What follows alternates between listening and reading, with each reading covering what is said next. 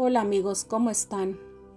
Espero que estén muy bien desde donde estén. Les mando un gran saludo y esperando que se encuentren llenos de paz, amor y vida.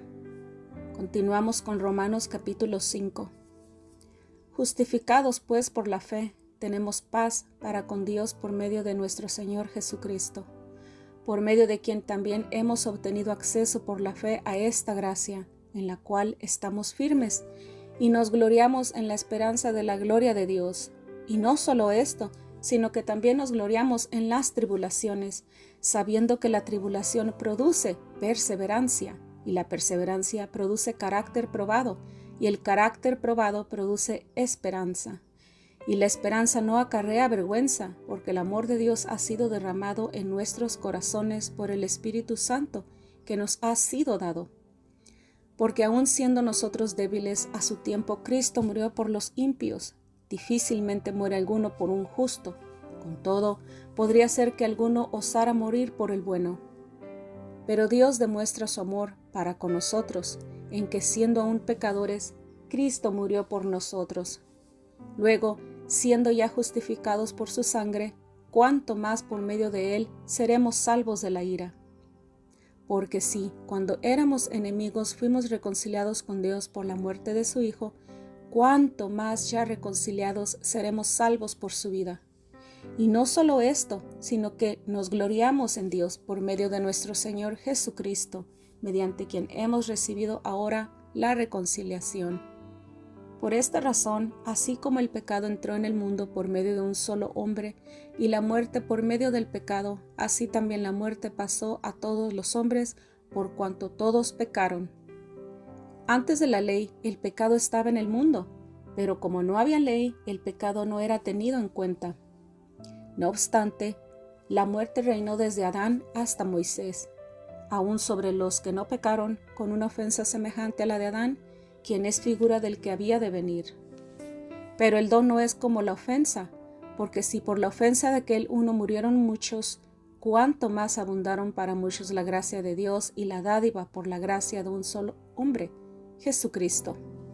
Ni tampoco es la dádiva como el pecado de aquel uno, porque el juicio, la verdad, surgió de una sola ofensa, para condenación, pero la gracia surgió de muchas ofensas para la justificación.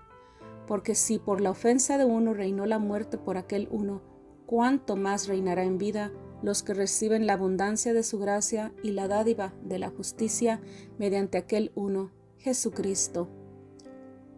Así que como la ofensa de uno alcanzó a todos los hombres para la condenación, así también la justicia realizada por uno alcanzó a todos los hombres para la justificación de vida. Porque como por la desobediencia de un solo hombre muchos fueron constituidos pecadores, así también por la obediencia de uno muchos serán constituidos justos. La ley entró para agrandar la ofensa, pero en cuanto se agrandó el pecado, sobreabundó la gracia, para que así como el pecado reinó para muerte, así también la gracia reine por la justicia, para vida eterna por medio de Jesucristo nuestro Señor. Romanos capítulo 6. ¿Qué pues diremos? ¿Permaneceremos en el pecado para que abunde la gracia? De ninguna manera, porque los que hemos muerto al pecado, ¿cómo viviremos todavía en él? ¿Ignoráis que todos los que fuimos bautizados en Cristo Jesús fuimos bautizados en su muerte? Pues por el bautismo fuimos sepultados juntamente con él en la muerte, para que así como Cristo fue resucitado de entre los muertos por la gloria del Padre, así también nosotros andemos en novedad de vida. Porque así como hemos sido identificados con él en la semejanza de su muerte, también lo seremos en la semejanza de su resurrección. Y sabemos que nuestro viejo hombre fue crucificado juntamente con él, para que el cuerpo del pecado sea destruido, a fin de que ya no seamos esclavos del pecado. Porque el que ha muerto ha sido justificado del pecado. Si hemos muerto con Cristo, creemos que también viviremos con él. Sabemos que Cristo, una vez resucitado de entre los muertos, ya no muere. La muerte no se enseñorea más de él, porque en cuanto murió, para el pecado murió una vez por todas, pero en cuanto vive, vive para Dios. Así también vosotros, considerad que estáis muertos para el pecado, pero que estáis vivos para Dios en Cristo Jesús. No reine pues el pecado en vuestro cuerpo mortal, de modo que obedezcáis a sus malos deseos, ni tampoco presentéis vuestros miembros al pecado como instrumentos de injusticia, sino más bien presentaos a Dios como vivos de entre los muertos, y vuestros miembros a Dios como instrumentos de justicia. Porque el pecado no se enseñorea de vosotros, ya que no estáis bajo la ley, sino bajo la gracia. ¿Qué pues? ¿Pecaremos porque no estamos bajo la ley, sino bajo la gracia? De ninguna manera. ¿No sabéis que cuando os ofrecéis a algún para obedecerle como esclavos, sois esclavos del que obedecéis, ya sea del pecado para muerte o de la obediencia para justicia? Pero gracias a Dios, porque aunque erais esclavos del pecado, habéis obedecido de corazón a aquella forma de enseñanza a la cual os habéis entregado. Y una vez libertados del pecado, habéis sido hechos siervos de la justicia. Os hablo en términos humanos, a causa de la debilidad de vuestra carne. Porque así como presentasteis vuestros miembros como esclavos a la impureza y a la iniquidad cada vez mayor, así presentad ahora vuestros miembros como esclavos a la justicia para la santidad. Porque cuando erais esclavos del pecado, estabais libres en cuanto a la justicia. ¿Qué recompensa pues tenéis entonces por aquellas cosas de las cuales ahora os avergonzaréis? Porque el fin de ellas es muerte, pero ahora, libres del pecado y hechos siervos de Dios, tenéis como vuestra recompensa la santificación y al fin la vida eterna. Porque la paga del pecado es muerte, pero el don de Dios es vida eterna en Cristo Jesús, Señor nuestro.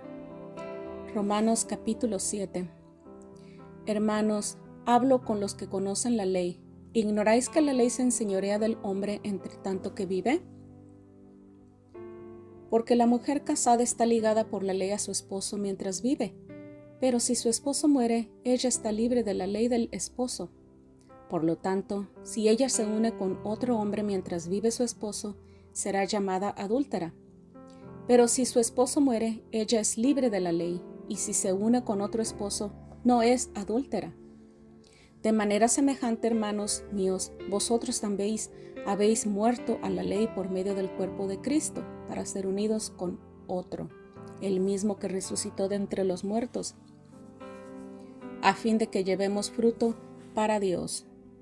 Porque mientras vivíamos en la carne, las pasiones pecaminosas, despertadas por medio de la ley, actuaban en nuestros miembros, a fin de llevar fruto para muerte. Pero ahora, habiendo muerto a los que nos tenían sujetos, hemos sido liberados de la ley, para que sirvamos en lo nuevo del Espíritu y no en lo antiguo de la letra. ¿Qué pues diremos? ¿Que la ley es pecado? De ninguna manera, al contrario, yo no habría conocido el pecado sino por medio de la ley, porque no estaría consciente de la codicia si la ley no dijera, no codiciarás. Pero el pecado, tomando ocasión en el mandamiento, produjo en mí toda codicia, porque sin la ley el pecado está muerto. Así que yo vivía en un tiempo sin la ley, pero cuando vino el mandamiento, el pecado revivió y yo morí. Y descubrí que el mismo mandamiento que era para vida me resultó en muerte, porque el pecado, tomando ocasión por el mandamiento, me engañó, y por él me mató. De manera que la ley ciertamente es santa, y el mandamiento es santo, justo y bueno. Luego, ¿lo que es bueno llegó a ser muerte para mí? De ninguna manera, más bien el pecado, para mostrarse pecado mediante lo bueno, produjo muerte en mí, a fin de que, mediante el mandamiento, el pecado llegase a ser sobremanera pecaminoso. Porque sabemos que la ley es espiritual, pero yo soy carnal, vendido a la sujeción del pecado, porque lo que hago no lo entiendo, pues no practico lo que quiero, al contrario, lo que aborrezco, eso hago. Y ya que hago lo que no quiero, concuerdo con que la ley es buena, de manera que ya no soy yo el que lo hace, sino el pecado que mora en mí. Yo sé que en mí, a saber en mi carne, no mora el bien, porque el querer, el bien está en mí, pero no el hacerlo. Porque no hago el bien que quiero, sino al contrario, el mal que no quiero, eso practico. Y si hago lo que yo no quiero, ya no lo llevo a cabo yo, sino el pecado que mora en mí. Por lo tanto, hallo esta ley: aunque quiero hacer el bien, el mal está presente en mí. Porque según el hombre interior me deleito en la ley de Dios, pero veo en mis miembros una ley diferente que combate contra la ley de mi mente y me encadena con la ley del pecado que está en mis miembros. Miserable hombre de mí, ¿quién me librará de este cuerpo de muerte? Doy gracias a Dios por medio de Jesucristo nuestro Señor. Así que yo mismo con la mente sirvo a la ley de Dios, pero con la carne a la ley del pecado. Romanos capítulo 8. Ahora pues, ninguna condenación hay para los que están en Cristo Jesús, porque la ley del Espíritu de vida en Cristo Jesús me ha librado de la ley del pecado y de la muerte. Porque Dios hizo lo que era imposible para la ley, por cuanto ella era débil por la carne, habiendo enviado a su propio Hijo en semejanza de carne de pecado, y a causa del pecado, condenó al pecado en la carne, para que la justa exigencia de la ley fuese cumplida en nosotros, que no andamos conforme a la carne, sino conforme al Espíritu. Porque los que viven conforme a la carne piensan en las cosas de la carne, pero los que viven conforme al Espíritu, en las cosas del Espíritu. Porque la intención de la carne es muerte, pero la intención del Espíritu es vida y paz. Pues la intención de la carne es enemistad contra Dios, porque no se sujeta a la ley de Dios, ni tampoco puede. Así que los que viven según la carne no pueden agradar a Dios. Sin embargo, vosotros no vivís según la carne, sino según el Espíritu, si es que el Espíritu de Dios mora en vosotros. Y si alguno no tiene el Espíritu de Cristo, no es de él. Pero si Cristo está en vosotros, aunque el cuerpo está muerto a causa del pecado, no obstante el Espíritu vive a causa de la justicia. Y si el Espíritu de aquel que resucitó a Jesús de entre los muertos mora en vosotros, el que resucitó a Cristo de entre los muertos también dará vida a vuestros cuerpos mortales mediante su Espíritu que mora en vosotros. Así que, hermanos, somos deudores, pero no a la carne para que vivamos conforme a la carne, porque si vivís conforme a la carne, habéis de morir, pero si por el Espíritu hacéis morir las prácticas de la carne, viviréis. Porque todos los que son guiados por el Espíritu de Dios, estos son hijos de Dios. Pues no recibisteis el espíritu de esclavitud para estar otra vez bajo el temor, sino que recibisteis el espíritu de adopción como hijos, en el cual clamamos: Abba, Padre. El Espíritu mismo da testimonio juntamente con nuestro espíritu de que somos hijos de Dios, y si somos hijos, también somos herederos, herederos de Dios y coherederos con Cristo, si es que padecemos juntamente con Él, para que juntamente con Él seamos glorificados. Porque considero que los padecimientos del tiempo presente no son dignos de comparar con la gloria que pronto nos ha de ser revelada, pues la creación aguarda con ardiente anhelo la manifestación de los hijos de Dios. Porque la creación ha sido sujeta a la vanidad, no por su propia voluntad, sino por causa de aquel que la sujetó, en esperanza de que aún la creación misma será librada de la esclavitud de la corrupción, para entrar a la libertad gloriosa de los hijos de Dios. Porque sabemos que toda la creación gime a una y aún sufre dolores de parto hasta ahora. Y no solo la creación, sino también nosotros, que tenemos las primicias del Espíritu, gemimos dentro de nosotros mismos, aguardando la adopción como hijos, la redención de nuestro cuerpo. Porque fuimos salvos con esperanza, pero una esperanza que se ve no es esperanza, pues ¿quién sigue esperando lo que ya ve? Pero si esperamos lo que no vemos, con perseverancia lo aguardamos, y asimismo también el Espíritu nos ayuda en nuestras debilidades, porque cómo deberíamos orar, no lo sabemos, pero el Espíritu mismo intercede con gemidos indecibles, y el que escudriña los corazones sabe cuál es el intento del Espíritu, porque Él intercede por los santos conforme a la voluntad de Dios. Y sabemos que Dios hace que todas las cosas ayuden para bien a los que les aman, esto es, a los que son llamados conforme a su propósito. Sabemos que a los que antes conoció también los predestinó para que fuesen hechos conforme a la imagen de su Hijo, a fin de que Él sea primogénito entre muchos hermanos.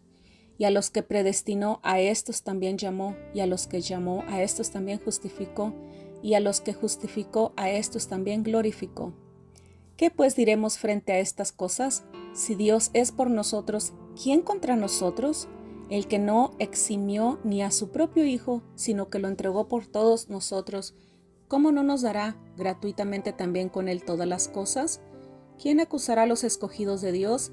El que justifica es Dios. ¿Quién es el que condenará?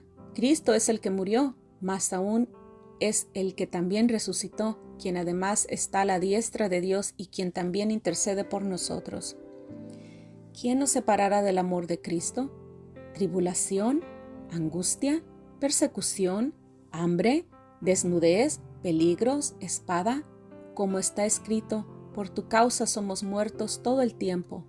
Fuimos estimados como ovejas para el matadero. Más bien, en todas estas cosas somos más que vencedores por medio de aquel que nos amó. Por lo cual estoy convencido de que ni la muerte, ni la vida, ni ángeles, ni principados, ni lo presente, ni lo porvenir, ni poderes, ni lo alto ni lo profundo, ni ninguna otra cosa creada nos podrá separar del amor de Dios que es en Cristo Jesús, Señor nuestro. Romanos capítulo 9. Digo la verdad en Cristo, no miento. Mi conciencia da testimonio conmigo en el Espíritu Santo, de que tengo una gran tristeza y continuo dolor en el corazón, porque desearía yo mismo ser separado de Cristo por el bien de mis hermanos, los que son mis familiares según la carne. Ellos son israelitas, de los cuales son la adopción, la gloria, los pactos, la promulgación de la ley, el culto y las promesas. De ellos son los patriarcas, y de ellos según la carne proviene el Cristo, quien es Dios sobre todas las cosas, bendito por los siglos. Amén. No es que haya fallado la palabra de Dios, porque no todos los nacidos de Israel son de Israel, y por ser descendientes de Abraham son todos hijos suyos, sino que en Isaac será llamada tu descendencia. Esto quiere decir que no son los hijos de la carne los que son hijos de Dios, más bien los hijos de la promesa son contados como descendencia, porque la palabra de la promesa es esta: por este tiempo vendré y Sara tendrá un hijo. Y no solo esto, sino que también cuando Rebeca concibió de un hombre, de Isaac nuestro padre, y aunque todavía no habían nacido sus hijos ni habían hecho bien o mal, para que el propósito de Dios dependiese de su elección, no de las obras sino del que llama, a ella se lo dijo: el mayor servirá al menor. Como está escrito: a Jacob amé, pero a Saúl aborrecí. ¿Qué pues diremos? ¿Acaso hay injusticia en Dios? De ninguna manera, porque dice a Moisés: tendré misericordia de quien tenga misericordia y me compadeceré de quien me compadezca. Por lo tanto, no depende del que quiere ni del que corre, sino de Dios, quien tiene misericordia. Porque la Escritura dice al Faraón: para esto mismo te levanté, para mostrar en ti mi poder y para que mi nombre sea proclamado por toda la tierra. De manera que de que quien quiere tiene misericordia, pero a quien quiere endurece. Luego me dirás: ¿por qué todavía inculpa?